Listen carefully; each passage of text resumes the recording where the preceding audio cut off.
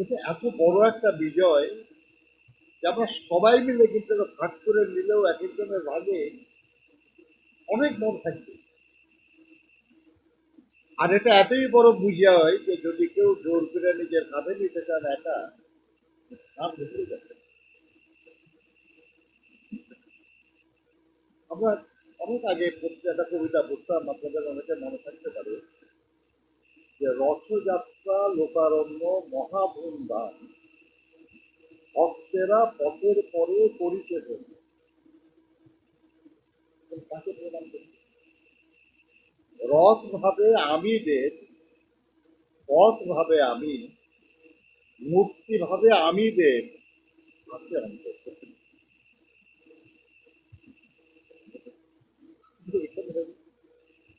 রথও নিজেকে দেবতা ভাবতেছে, পথও ভাবতেছে নিজেকে দেবতা, মূর্তি ভাবতেছে সেই দেবতা, কিন্তু অন্তর্জালে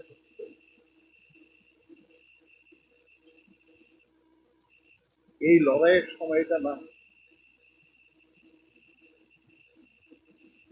এই লড়াইয়ে যারা শহীদ হয়েছে শুধু সম্প্রতি নয়, এই গত 15 বছর ধরে যারা গুম হয়েছেন, যারা খুন হয়েছেন, যারা নানাভাবে নির্যাতিত হয়েছেন, হয়রানি হয়েছেন, এই বিজয়ে তাদেরও অংশগ্রহণ আছে। এই অতি সাম্প্রতিক আন্দোলনে যারা জীবন দিয়েছেন এর মধ্যে ছাত্র আছে, শ্রমিক আছে, সাধারণ গ্রামের মানুষ আছে, নারী আছে, শিশুও আছে। সর্বাত্মক আন্দোলন, একটা সর্বাত্মক লড়াই। এই লড়াইয়ে কিছু একা করে, সবাই মিলে এটা করে,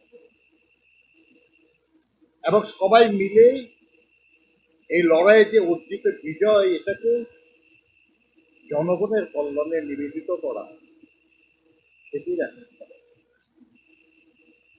পছন্দ মতো কিছু চাপিয়ে দেওয়া। এখন অনেকেই দাবি করছেন যে তারাই জানেন ভালো কিসে জনগণের কল্যাণ, আর কেউ জানে।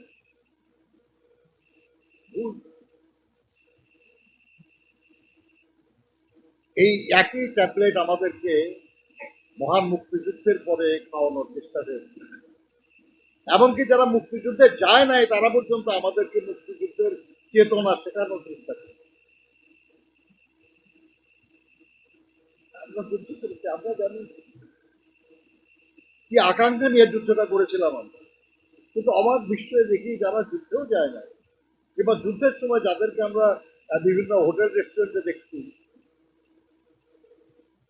শুনেছি, তারা আমাদেরকে শেখায় যে মুক্তিযুদ্ধে এটা ছিল আমরা।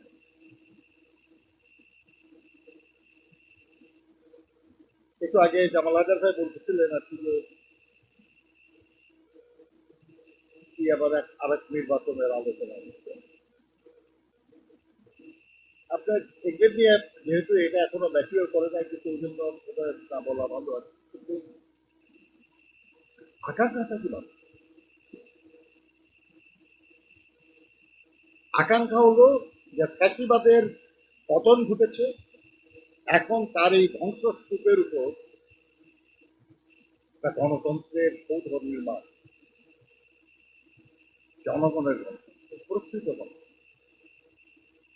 এমন একটা গণতান্ত্রিক প্রতিষ্ঠান গড়ে উঠবে রাষ্ট্রের নামে, যেখানে সব জনগণ নির্ভয়ে নির্বিঘ্নে তার মত প্রকাশ করবেন এবং তাদের সমর্থনে নির্বাচিত মানুষকে রাষ্ট্র পরিচালনার দায়িত্ব নেবেন।